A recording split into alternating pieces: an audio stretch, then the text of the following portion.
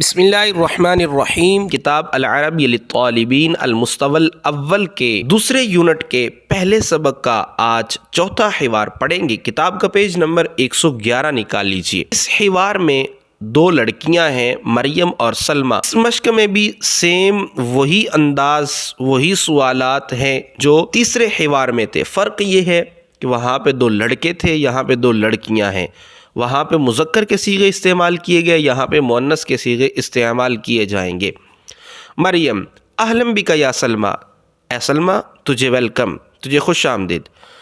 سلمیٰ کہتی ہے اہلا بک یا مریم، اے مریم تجھے بھی خوش آمدید۔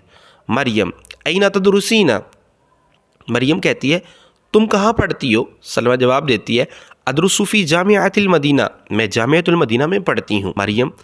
مریم کہتی ہے فی ای صف تدرسین، تم کون سی کلاس میں پڑھتی ہو؟ سلمیٰ کہتی ہے ادرس فی الصف الاول، میں پہلی کلاس میں پڑھتی ہوں۔